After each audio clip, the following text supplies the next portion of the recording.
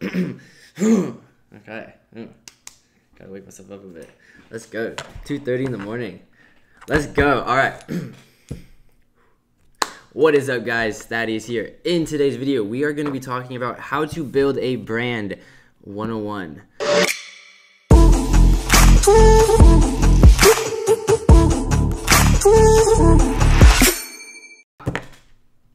First things first, guys. What actually is branding, right? Because there's a lot of people talking about it, especially in the dropshipping space. I know most of my audience is in the dropshipping space, and people say the word branding all the time. I say the word branding a lot. This video in particular is going to be about actually like how to start your own custom brand, not quote unquote brand a dropshipping store, because that's really not actual branding. It's just a word that's tossed around in the dropshipping space that just means like, oh, make your website look like it's its own brand, or, you know, have a logo, you know, stamped onto a product that was private labeled and isn't actually yours. So like there's ways to say branding, but in the essence of this video in particular, we're going to be actually walking about like how do you actually start your own custom like company, your own brand that is something like unique and different to the market space, and it's not just you taking a product and marketing different angles in dropshipping, right? So it's a little bit of a different video, but I think it's extremely valuable, guys, especially in 2019 and moving forward, seeing as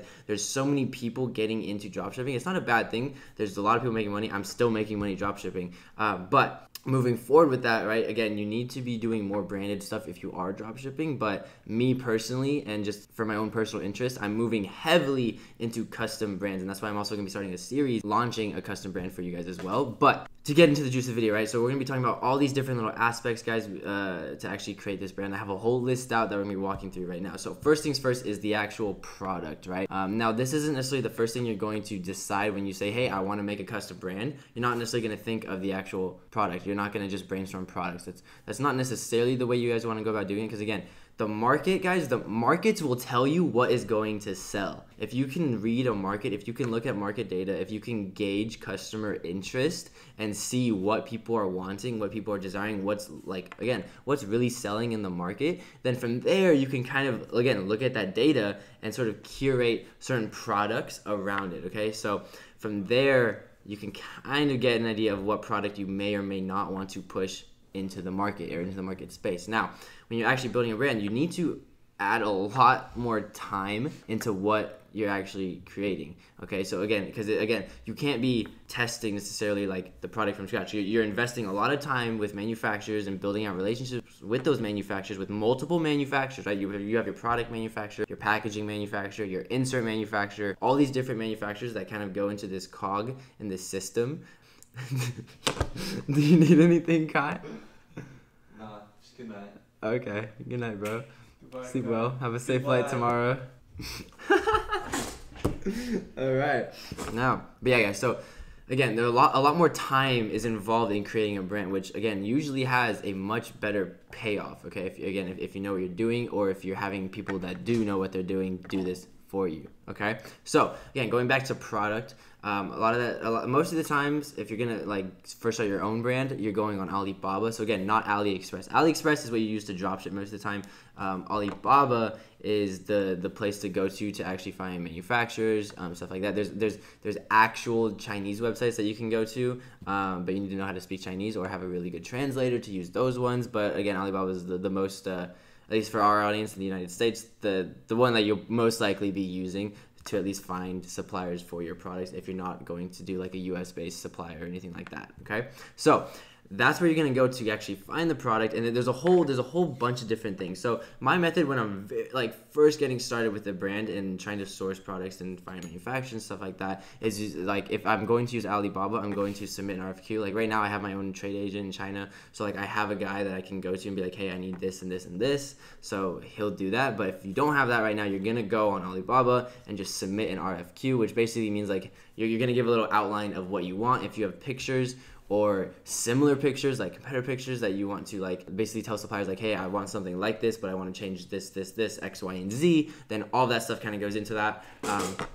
But that's basically what an RFQ is, right? So basically you're telling suppliers what you're looking for, all the materials you need, the specs, the sizes, as much information as you can give, okay? And then basically you're submitting that out, you're just opening it up into the industry that your product is in, right? So again, if it was jewelry, for instance, like rings or something like that, then you would tell the supplier, okay, I want to make, this type of ring. You either send them, like, literally you could draw up rings if that's all you have. If you have CAD, if you know how to use CAD, which is a software, which most of you guys probably watching this video probably don't know how to use, but sketches work. Again, competitor pictures works. Like, as much info as you can convey through images and text for your suppliers, for that, like, so they can work with and give you somewhat of an accurate quote after that RFQ. Okay, guys. So that's kind of the goal with that, is to basically just have a bunch of suppliers hit you up that you can sort of look through and peruse and see which ones you think are going to go with. Now, what I do, right, is I find 3 that I think will do really, really well. I talk to a bunch, right, but then again, this is after you talk to the suppliers, after you figure out which ones you want to actually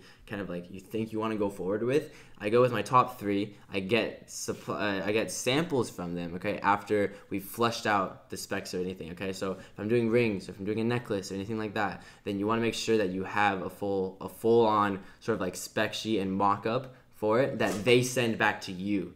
Okay, so like after you tell them all the information and stuff, they and their team should be able to send you something that looks like what you want it to be. Again, if you have no design experience, if you don't have a team or anything like that, then that's what you're going to be looking for. And then once that's like a good to go, once you think that everything's squared away for that, then you'd be ordering samples. Right now, again, if it's a completely custom product, guys, you're also going to be paying for a mold. So for instance, like if you have a custom ring, right, you need to actually have a mold where they can mass manufacture that ring using that mold, which also costs a lot of money, or not a lot, but for certain products, right? So like back in high school, I had a solar phone case company, and that mold was $10,000. So that's why I never sold solar phone cases. Fun fact. But for a ring or something like that, a mold would probably only be like $50 to $100. And then you're just paying the sample fee, right, to get the actual samples, to vet the product, to vet the quality of the product, the plating, the actual material, the weight, all of that stuff. So there's a lot of that stuff that goes into the manufacturer side of things and the actual product. But after you guys find samples, again, you want to get samples of the same design, same product from these different manufacturers, so you can actually test and see them all in person and view which ones have a better quality or just fit your aesthetic or your brand or whatever your imaging in your head, your vision is better, okay? And then you're going to go with that one for most of it. Now, there's other stuff down the road that you need to do, especially before ordering in bulk. I never order, like, I never go from like a sample to 5,000 units in bulk. Like, that's not something I would do, just because there is variance, guys, in quality. So for instance, if you guys know what that means like if you order 1,000 products, not all 1,000 are going to be in perfect condition, right? Even if they have really, really good quality control, most of the time 1,000 you might have like 8 or 9 that are fucked up. You could have a few more than that are just messed up.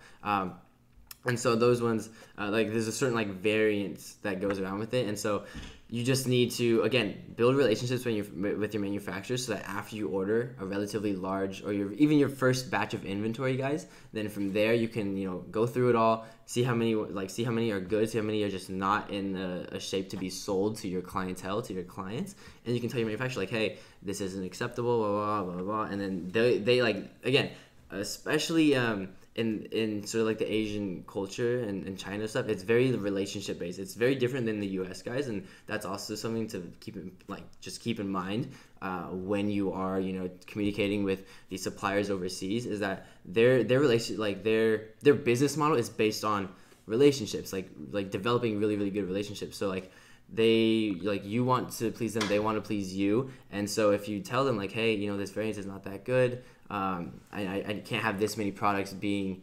mishandled or just not properly made. Again, they usually will try to do their best. Like, again, they want to develop a long-term relationship with them. You should make it clear that you want to develop a long-term relationship with them, and then kind of go from there. Okay.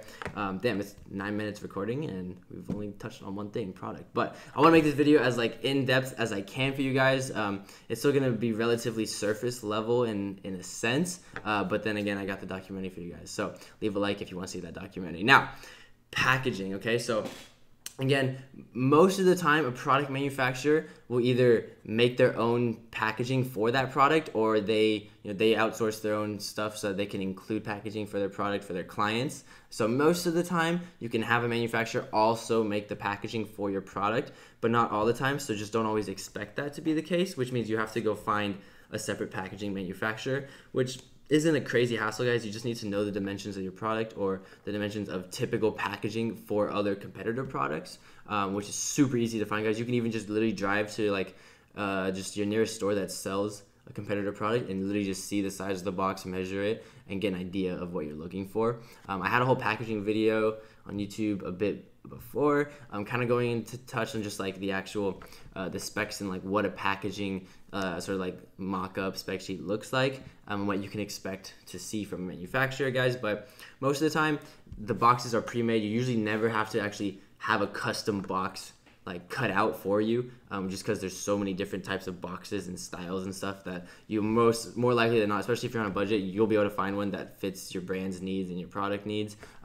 Most of it just comes down to the aesthetic, how you want it to look, and that's all just design, guys. In Photoshop, you can use Photoshop, sketch it up if you don't have any design experience like that. Again, that's literally what I was doing when I started my very, very first brand. Before I even started dropshipping, guys, I was sketching stuff just because I wasn't super good at Photoshop, and I still was able to get the point across to the manufacturer, okay? So again, just good communications and building out relationships with them, and you're usually good for the most part. Now, I also say inserts as well. I say that as a separate thing too, just because packaging manufacturers usually won't do, paper inserts. Product manufacturers sometimes do paper inserts, but again, don't rely on that. Inserts aren't necessary, but again, guys, a good brand, like a quality brand, if you like, here's the thing. So your brand's identity, which is another point that I'll talk about, is super, super important, especially in this space where like we have Amazon, you have all these other products, the internet's, blowing up. Your brand's identity is really all you have to fight, quote unquote, against these other competitors, against these other, people trying to sell on like in the market, okay?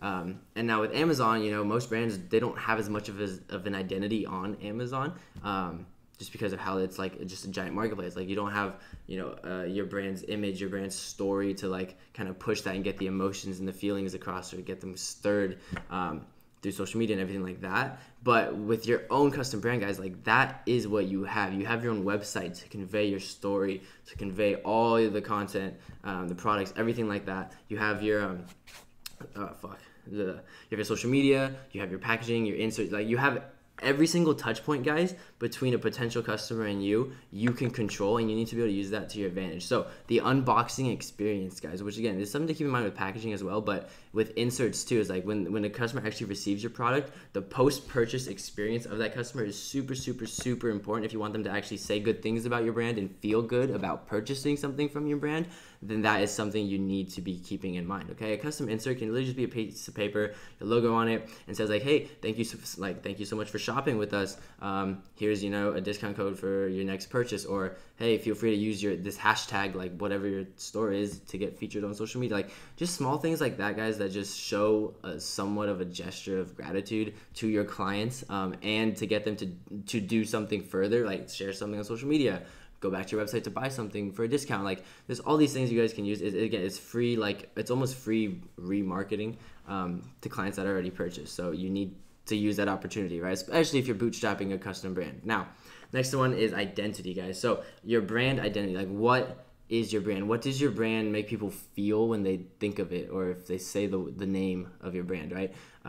Now this plays down to everything, guys. You need really, really good brand continuity and flow through everything. Your website, your content, your email content, okay? Your packaging, how your product actually looks and feels in comparison to everything else that is yours and that you can control. All that stuff and that continuity goes down to your brand's identity, what you stand for. So again, if you think about it, everything you do online is like people see, okay? So you have to think that every single thing you do online that your brand does, or posts, or likes, or shares, or says, or comments, and the way you say it, the way you phrase certain things, someone sees that and develops an opinion or some sort of emotion from seeing that, or hearing that, or reading that, right? So you need to understand that to really create a strong identity you need to have all this stuff mapped out to the T, okay? So you need to have this like planned out. So you can't just be posting just to post. You need to be posting and understand why you're posting, why you're saying the things you are saying when you post, if you're using certain hashtags, the actual aesthetic of your brand, like all this stuff needs to be accounted for and paid attention to, or else, there's no actual brand identity there, and you're just, then you become, like a drop shipping store that's slapped a logo on it, right? That's not good. You can do so much better, especially if you have all the tools available from pursuing your own custom brand. Okay, just by pursuing your own custom brand, you have a mile-long head start against drop shippers or dropshipping people that are trying to brand their dropshipping store. You have so many advantages that you should be taking advantage of, and if you aren't, then you're losing money and you probably won't be successful. But if you are, then you are making your life so much easier and so much simpler. Okay, now next one, guys, is I read on just called the small things. So it's like really, really small things, guys, that you can do that just enhance the feeling of your brand, the experience of your brand, that enhance the client's experience or the client's opinion of your brand, either when purchasing a product, when unboxing a product, when seeing your brand online. There's really, really, really small things that certain brands do really, really well. For instance, like there's certain brands that like have a certain fragrance when you open their box up, and it just smells like something, right? But then it's their brand. So then when you ever see the brand, or if you're ever in public and you just kind of get a whiff of that kind of smell, you think of their brand. Okay, that's called sensory marketing in itself, which is a whole nother topic, but that's just small things that you can do. So there's so many different things that go into creating a really, really good brand and a quality brand. But this is what you have to realize too, is like you can't automate giving a shit about your clients. You can't do that. Like you either care about your clients or you don't, and you can't really automate that. You can automate a lot of things with a dropshipping store, an e-commerce store, even a brand. There's a lot you can automate, but you really, really can't automate caring about your brands. You guys need to understand that you cannot really automate caring, at least not yet. Maybe in the next 10 years, but you cannot automate caring right now, okay? And just to show your customers that you care is by doing these small things, okay? You never know, like, even just like, for instance, there's some clothing companies that have like a tag, like most clothes have tags on the back of their shirts, but then the tag says something like really funny or something like most people just wouldn't know.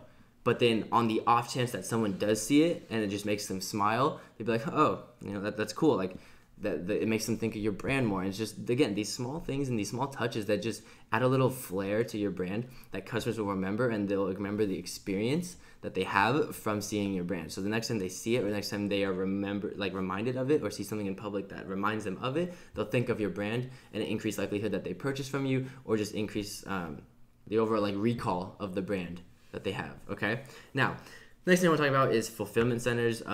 You don't have to use one when you first start your own custom brand, guys. Again, just ordering a bunch of inventory and shipping them out of your house is totally okay. I did that. But again, if you want to free up your time and you want to automate stuff, this is one thing that you can automate, is by just, again, shipping your stuff to a fulfillment center. Like, this is why a lot of people that hate on, branding, they don't realize that, they hate on branding and just only talk about Amazon FBA. They say that's the best way to go.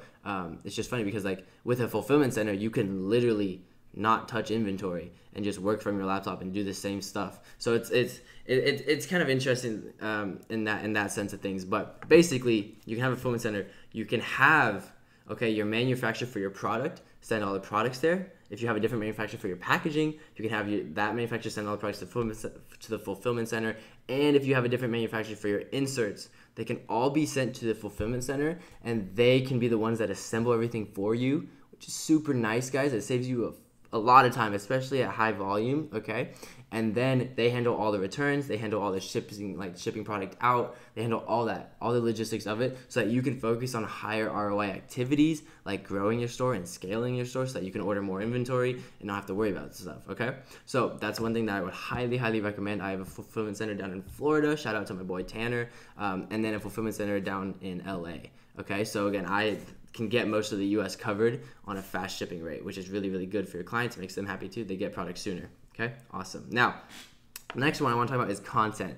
Now, this is super, super important. It's super important for anything online, especially if you're going to be marketing online, or any sort of touch point between a potential customer, okay? So you guys need to understand that as well, is that content is like the glue that holds everything together, or the glue that is going to basically make customers stick to your brand and buy from your brand, okay?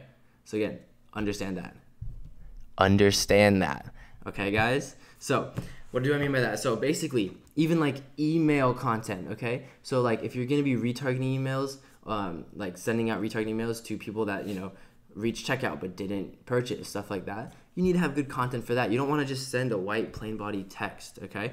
I'm talking about all your social media stuff, your Instagram posts, Facebook posts, your Instagram ads, your Instagram story ads, your Instagram feed post ads, Pinterest ads, whatever you're running, guys. Content is super, super, super vital and super important to actually get results going and to actually get people to feel something, feel some sort of emotion from your brand, and get people connected to your brand, okay? So again, you can have a really, really solid product, guys. You can have really cool packaging and stuff, but if your content sucks, or if you can't properly showcase that really good product or that really cool packaging, or your really like your brand's story that's really, really good and really, you know, like you have a good story and people should hear it, they won't if you don't have good content, or if you can't properly elaborate that in the online space, guys. Because if you think about it, just content is just visual storytelling, and you need to be able to do that really, really well going into 2019, or at least know people that do that really, really well going into 2019, okay? Next one, again, this just further elaborates on that content aspect, guys, is just different types of content. So most of the time, especially with ads and stuff, you might be pushing either studio content or lifestyle content, depending on the aesthetic of your brand. What I mean by that is, like, studio content, guys, is literally like white background photos. You guys have seen those everywhere. Like, every brand has those and has to get them done. Some brands just don't have really good white background photos, which is kind of weird because they're fairly easy to do, but then other ones like like lifestyle content and stylized shots like that, that is where you really, really, really need a quality content team, or just be good at photos, or hire really good like videographers and photographers. Now, the one thing that always makes me nervous about, you know, hiring external, like purely just photographers, like people that just randomly take pictures, is that they don't understand the marketing side of things fully all the time, okay? So what I want, just so that you guys are aware, when you're like, if you ever go out and try and hire just a photographer to take pictures of your photos, sometimes, like, most photographers, that's all they do is just take photos. They don't actually understand the marketing angles behind your product, or that, you know, they don't understand your brand story, your brand's image, and how you're going to be pushing that product, so that they can actually create content that fits that. Again, content is visual storytelling. If they can't properly storytell your product, or what your product does, or how your product helps them, or how whatever angle you're gonna push is going to make that potential client life easier, then it's not good content, even if a picture looks really cool. Do you understand that, guys? So what I'm saying is, like, a lot of these content people don't know what they're doing with content. Like, they can take a cool picture and edit it, but if they don't know how to actually, like, if they don't know the marketing or the branding or anything that goes on behind the scenes like you would, or an actual business person would, then it won't help, or it won't help as much as it could if you have someone that is actually experienced with that as well, okay, guys? And then the last thing I want to touch about is video as well, guys. So, you know, photos and videos, you're gonna want both. You want at least one video to be pushing and testing on with ads on Instagram, Facebook, whatever it is, and just to have some sort of video or some sort of story. Because if you look at it, guys, if you look at the really big brands like Nike or anything like that, or even Adidas, what they do these days is they tell really cool stories, and that's what they're pushing on a broad spectrum to a bunch of people, to get that sort of exposure, to get the story, to get the brand's sort of like image and their identity across the board. And you see product ads and stuff like that, but the big vision stuff that they're pushing, guys, that's just really like keeping that brand identity and that image like at its core, and keeping that audience focused on that, and then the products around it that fit the brand, okay? So again, with videos, you want to be visual storytelling, okay? That's what content is. So most of the time too, it's good to tell a story through that content, not just have a cool product video, okay? That works with trendy dropshipping stuff if it's just literally a product video and what it does, which is useful to dropshippers. But if you're, you know, creating a brand and you want to do something fulfilling, then you're gonna be telling a story through the video, okay, guys? Now, I know this is a fairly long video. I kept you guys going for quite a bit. I mean, I'm recording like 25 minutes right now, but again, I wanted to at least do somewhat of a surface level, like how to build a brand 101, just because there's a lot of dropshippers on here, or dropshippers that want to think that they know how to brand, but they really don't. And it's low-key kind of scary watching a lot of people like DM me, be like, hey, this guy knows how to brand. I'm like, no, he doesn't. But okay.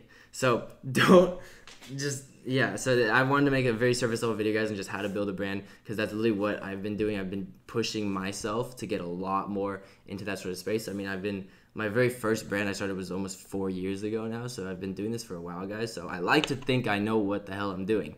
And our clients are pretty happy with us. So I do know what I'm doing, okay? So that is this kind of video, guys. I, again, wanted to make sort of like the surface level breakdown for you guys. I hope you guys really enjoyed. If you did, make sure to leave a like. If you are interested in creating your own custom brand, but you don't know what to do, or you think you might need some help, or you want me and my boys to actually do this, because I built a literal powerhouse of a team behind this, then you can check the link in the description, guys. atlasbrandbuilding.com is where you want to go. We literally our brand building service, because again, I started this because I saw a lot of people launching brands that sucked, or that literally that just sucked. Okay, so we're here, we're doing this for clients. If that's something you're interested in, make sure to click that link, check it out, or at least just see what we do. Or if you need custom content, if you already have a store, you already have a brand, then that's my media company's team, and you can check that out as well, guys, or shoot me a message, whatever you guys need to do. But that is the video. I hope you guys enjoyed. Make sure to leave a like, make sure to comment. I respond to everybody's comments, and don't forget to subscribe, guys. We're gonna be cranking out a video a day from now on. Mark my words, or I'm a bitch. So let's do this. I'll see you guys. What? We're doing a video a day? No, I said every other day. Isn't it every other day almost? Oh, I thought you said a video a day. No, I didn't. Oh, sorry. Did I? Or am I so tired? I don't know. I think you said a video a day. Okay, not a video day, because I'll go crazy. A video every other day, or almost every other day. It's like 4 days a week. Yeah. Or 3 days a week. 3 days a week. Is it 3 or 4? You know what, guys? I have a schedule somewhere. But either way, there's a lot of videos coming. I'll see you guys in the next video. Take care. Be safe. Happy Wednesday. Today's not even Wednesday.